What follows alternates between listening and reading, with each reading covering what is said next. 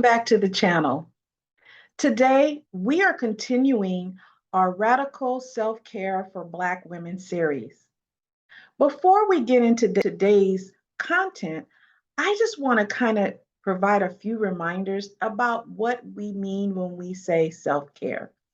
Self-care refers to the rituals or the intentional activities that we do to promote overall well-being. Maintaining our self care prevents or lessens the likelihood of us becoming stressed out, burnt out, suffering from certain illnesses, as well as our ability to bounce back from life stressors. That's not to say that we won't experience these things, but an effective self-care plan will help us to recover and heal more quickly. Self-care encourages us to develop a healthy relationship with ourselves.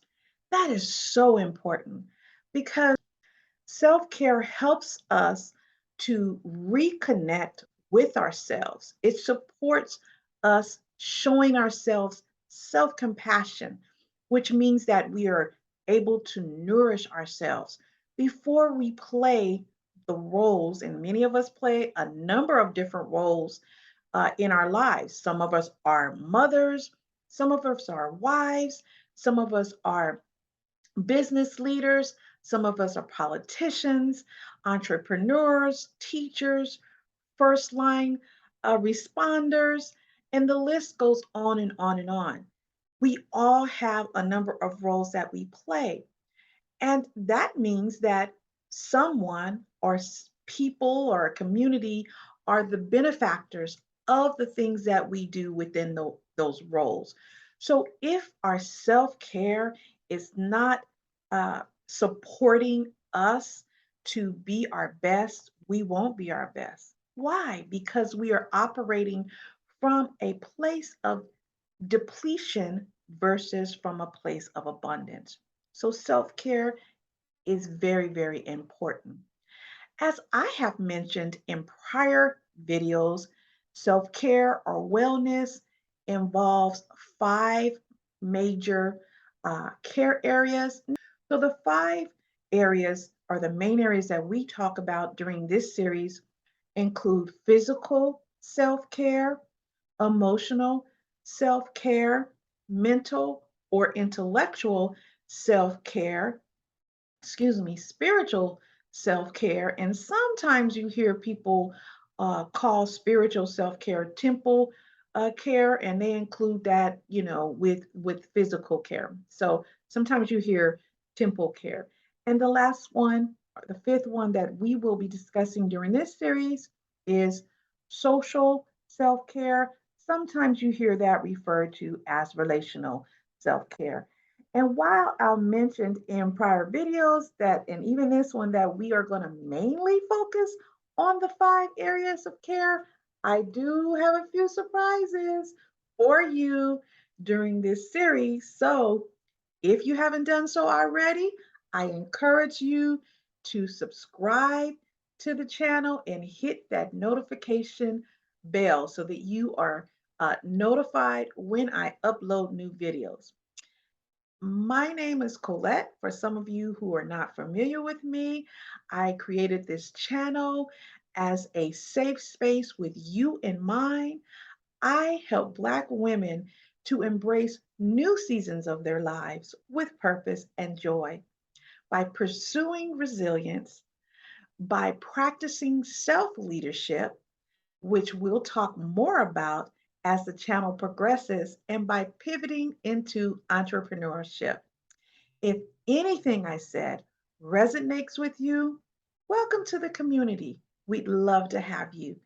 Now, at this time, I like to encourage everyone to grab something to write on, a pen and some paper, or whatever you use to take notes.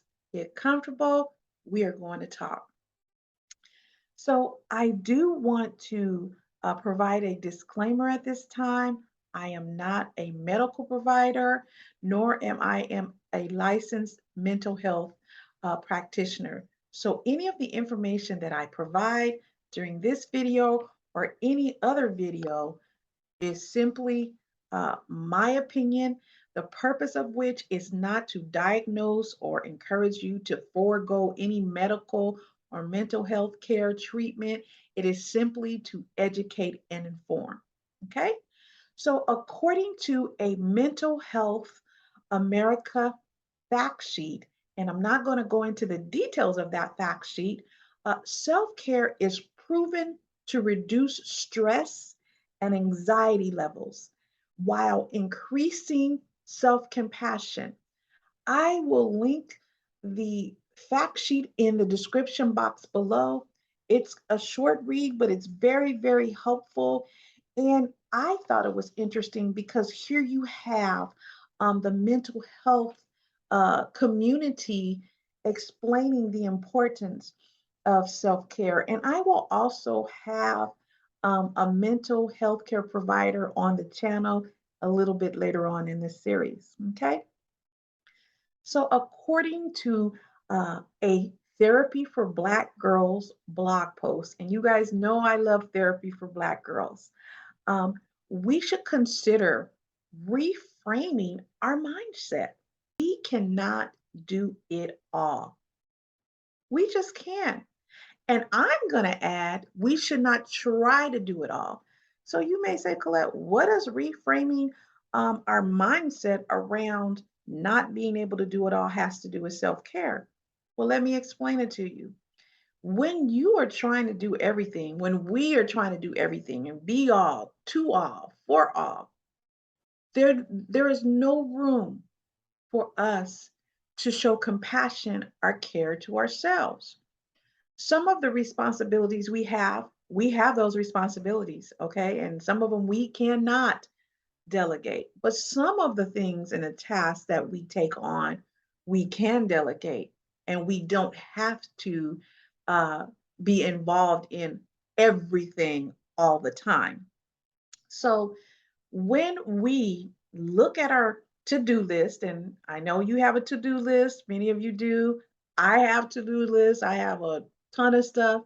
But when we look at those to-do lists, one of the things I challenge you to do is to look to see if the items you have listed on that list, if everything has to be done by you.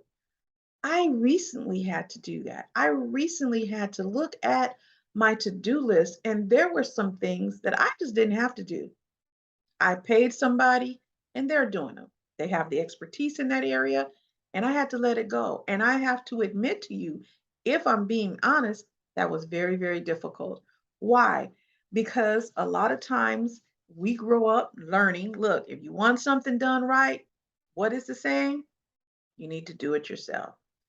But what I like about the challenge that this Therapy for Black Girls blog post posed to us is it says, listen, we need to reframe and rethink some of the things we were taught when we were growing up. We just need to really think about these things.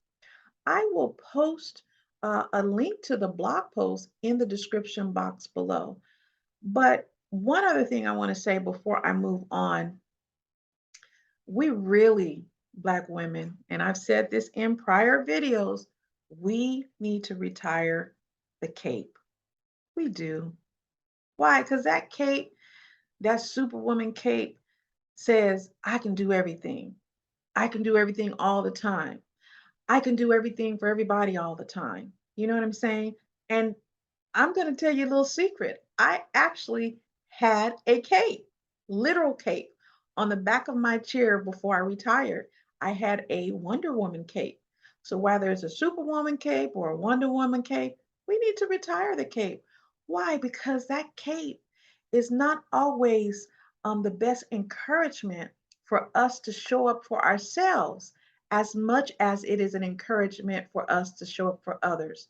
Now, am I saying not to do for others? Absolutely not. In fact, the things we do for others, we could do it better if we are refreshed, if we are rejuvenated, if we have alignment. We can show up better in the world. for ourselves and for others. I mentioned in prior videos about I think I used an example of a cistern or a pitcher. Think about having a pitcher. The pitcher holds water. Let's say that the pitcher is holding water, right? And so water is in that pitcher. But think about if the pitcher has holes. In this example, the holes represent all of the roles we play. It represents all of the responsibilities that we have. So think about that pitcher and start poking holes in that pitcher. All of those holes are allowing water to drain out. So now imagine the pitcher has water draining out, but there is no more water coming in. What happens to the water? It gets depleted. All self care says is listen, replenish the pitcher. We need to have the pitcher replenished not just once, not just twice, but continuously. Why? Because those holes are there. We have, like I said earlier, responsibilities that we may not be able to delegate. We have roles that we play that we may have to play. So that means, as it relates to the example of the pitcher, we may always have holes. But our job is to ensure that the water continues to pour in that pitcher. The water and the repouring, that's self care. Okay? So I hope that helps some of us understand the importance of self care. And I want to say something to people who are Christians who may be struggling, who may think that self care is selfish. I just want to say this there is a part in the Bible love thy neighbor as thyself. Now, I don't know about you. If I have a neighbor who does not love themselves, they don't have self love, I don't want them loving me if they're following that commandment. Okay. I want the person who loves me to love themselves. And I'm not talking about in an egotistical, narcissistic way. I mean a person who is caring for themselves. Does that mean they perfect? It does not. But it means that that person understands that they have to show self-compassion and self-love before they can really show true self-compassion, true compassion and true love to others. Okay? So I hope that helps for anyone who may be struggling with this self care concept. Okay, it's necessary, it's condoned by the Bible. Okay, so now let's talk about 7 simple ways that we can support our mental self care. And again, these are just simple ways we can do it. There are so many more, and this does not replace any therapeutic services you may be receiving. I mentioned before, I go to therapy, so this is not an in lieu of, this is in addition to, okay? I just want to make that real clear. We're not stopping the things that help us deal with our support, our emotional or mental health. We're not doing that. Okay. We're just adding some things to help our overall well being. Okay. So, number one, write in a journal. How can that help? That can help because a lot of us, well, most people, let's just be honest, we live in our minds, right? We have all kind of thoughts going on in our mind. Some of them positive, some of them negative, some of them confusing, right? And we have all these things floating around in our mind. And that's even people who are very focused. We all have thoughts. Our mind is a computer. So we have so many thoughts that we think per second, right? And so when you have all those thoughts in your mind and they're presenting themselves, sometimes we're not able to focus. We're not able to make decisions from a clear mindset. So writing things in a journal gets those things out of our mind and onto a piece of paper. It helps us to make space in our mind so that we can focus, so that we can make decisions with a clear mind, so that we can problem solve using a fresh perspective. Okay. You don't have to get a fancy journal. You can use a spiral bound notebook. You can get a fancy journal. I like fancy journals, and you could even get simple journals. I recently just purchased this journal. It's called For Myself Journal. Hope you can see that. I just got it from Amazon, and it's a simple journal. It's pretty. It got colors. But what I like about it is inside it has some journal prompts. And I love journal prompts because sometimes even when you sit down to journal, your thoughts are all over the place. So you're like, okay, so where do I start? And even that can become overwhelming. The goal is not to become overwhelmed with something that we're doing to release stress in some cases, to clear our mind in some cases, and to support our overall well being. So, this particular journal, I do want to point out, was created by the guest in my prior video, Danny from Natural Ally D. Okay. That's I think that's the name of her channel. I will link her channel below. But she created this journal, and Danny from Natural Ally D is a certified aromatherapist. And that's what we talked about in the prior video of how we can use essential oils in our self care practices. But Danny is also a social worker. So the fact that you have somebody who is marrying the two of their professional skills with their passion skills is amazing. So I will link um, the journal, the link to the Amazon journal for this journal in the description box. And I'm not getting paid for this. She did not ask me to do this. I got the journal. And one of the things I want to do during the series is I just want to share some of the tools that I use or plan to use so that people can make a decision and just make you aware of them. Okay. All righty. So, number two, consider doing arts and crafts. Consider it. When you think about arts and crafts, there's so many things you can do. Arts and crafts is really about being creative. So, you can do arts and crafts if it's sketching, maybe you're painting, maybe sewing, maybe you crochet. There's so many things. Maybe you sing, whatever you do. Consider incorporating arts and crafts into your self care plan. I have a guest coming up. I think she's coming up in two videos. Her name is Maisha Francis. She has a piece in the Metropolitan Museum, okay? And she will be talking about how, or we will be talking about how to incorporate art into our self care journey. So that's number two. Number three, listen to music that you like. Lately, I've been listening to the music from the 70s. So I was born in the late 60s, and so I grew up with my mom and my family, my aunts, listening to music all the time.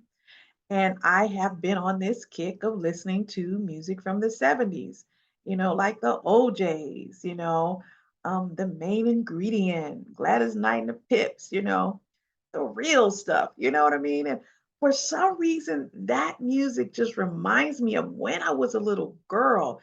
And I like it. It puts a smile on my face. I know all the words, of course. And I've just been playing this music lately all the time. Listen to an audiobook. Now, I'm a person, I like physical books. Specifically, I like hard copies, hardbound books. I like the smell, I like the print, I like all that. But I have recently started listening to audiobooks and I like it. When I'm driving long distance, because I like to drive, driving it kind of unwinds me. So I love driving long distances. So I'll listen to an audiobook, but you don't have to wait till you're driving, long distances, or even if you're commuting, maybe listening to an audiobook, something that is going to take our mind away from all the things we have to do, from the to-do list, from the roles we play. These things are helpful. Or listening to a podcast.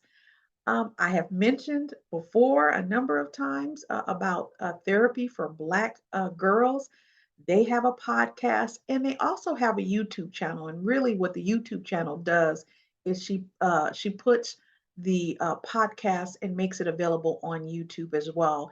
I will link the YouTube channel below, and I will also put a link to the actual website for therapy for Black girls. But it's one of my favorites because they talk about the real life things that we as Black women deal with every day.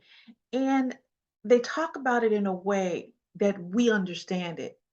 You know how sometimes you have had a friend for years or a spouse, and you can start a sentence and they can finish that sentence. You don't have to explain certain things. They know because they've been there. Or sometimes you're talking to somebody who you have known for years and you don't have to explain certain things. They just go, girl, I know, or sis, I know, been there. Or sometimes they say, that's what Therapy for Black Girls YouTube channel and podcast. That's how I feel. Because when I'm listening to that channel, it's like there's a whole sisterhood out there, a community of people who feel me, who get me. So listen to a podcast, and there's others. There's a lot of other podcasts out there. I just really like this one. Okay. And I will do a video on some of the resources and other social media things I listen to and I do for my self care. Number four, read a book or a magazine. Now, I am going to challenge you on this one. Try to make that book or magazine something that is not a trade magazine that has to do with the trade you're in, that is not related to your job or your business, or if you're in the ministry, your ministry. Let it be something that gets you away from thinking about the roles we play. That's the whole purpose. That'll let our mind wander, and that's okay sometimes. Wandering is okay. So, read a book or magazine not related to school if you're a student, or your job, or your business, or your ministry. Now, you may say, Colette, but I enjoy reading those books. Those books unwind me.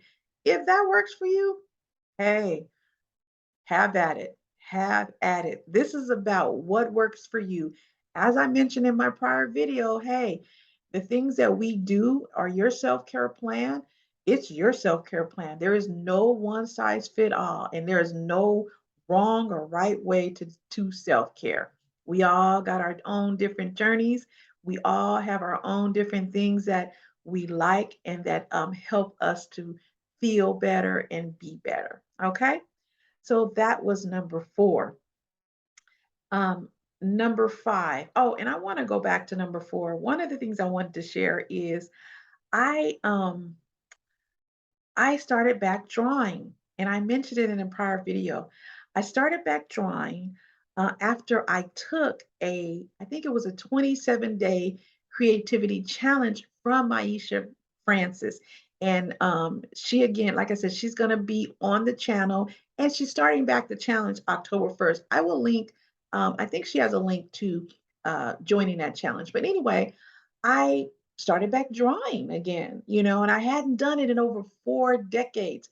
And I don't know if you could see that picture. I want to point because I always mess this up, but there's a picture right there by the flower of a lady with her face to the side. And I drew that after 40 years.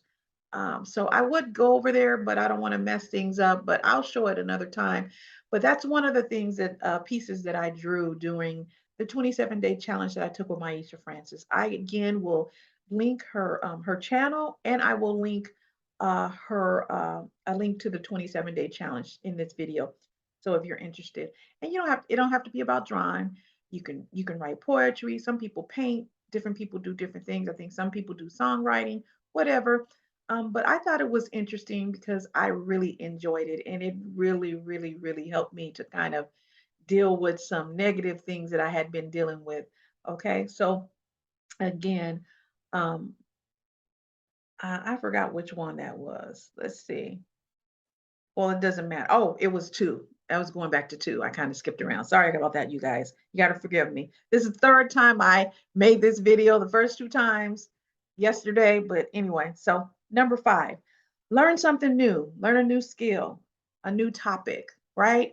So one of the things that learning new skills and do is it helps you to focus on something different than what you're dealing with every day, right? Because you're trying to learn something new, whether you're learning a new language, or if you're learning to play, for example, a musical instrument. You're so focused on learning that new thing that you can kind of just block out the stuff that's going on around you, right? All the stuff that we got going on, all the stuff that's in our mind, all the stuff that's in our real world, right? We got a few minutes when we're learning, when we're practicing, when we're doing whatever we're doing, um, to learn a new skill or to learn about a new topic. We're focused on that thing, right? There are some studies that show that learning to play a musical instrument can help to either delay or prevent the onset of Alzheimer's. Okay, and you can Google that.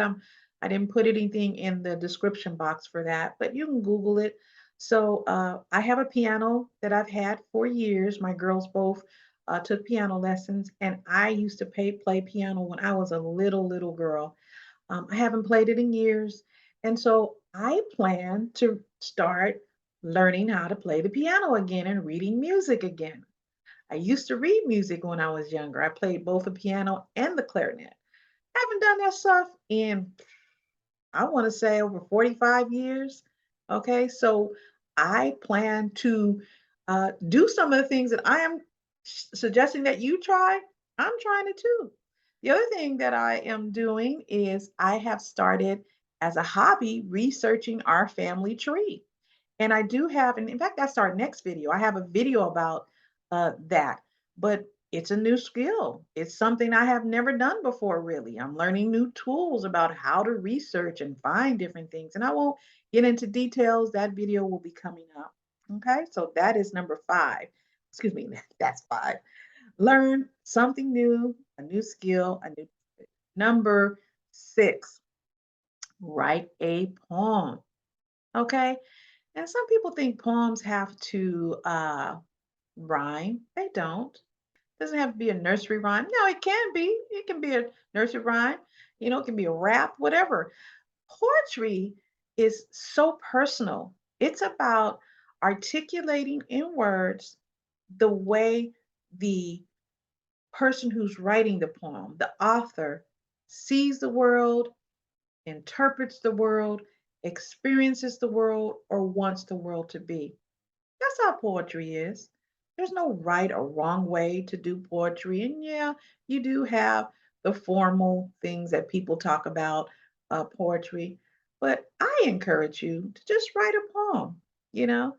And I know I just say just write a poem. I write poetry. Poetry is something for me, it's such a big release. It's so cathartic, you know? One of my dreams is to participate in open mic somewhere, probably in the Bay Area, but that's one of my dreams, is to participate in an open mic and read some of my poetry. So write a poem, number 6. Number 7, get your kid on. So what do I mean about that? You know, it's so hard being an adult, and my 2 children, they're seeing, okay, they're seeing that being an adult is something. Takes a lot of work, takes a lot of energy, right? And sometimes just thinking about when you were a child and you didn't have any worries can help. You know, maybe playing jacks or blowing bubbles or just sitting outside counting the stars. I remember we used to do that when I was little in the summer.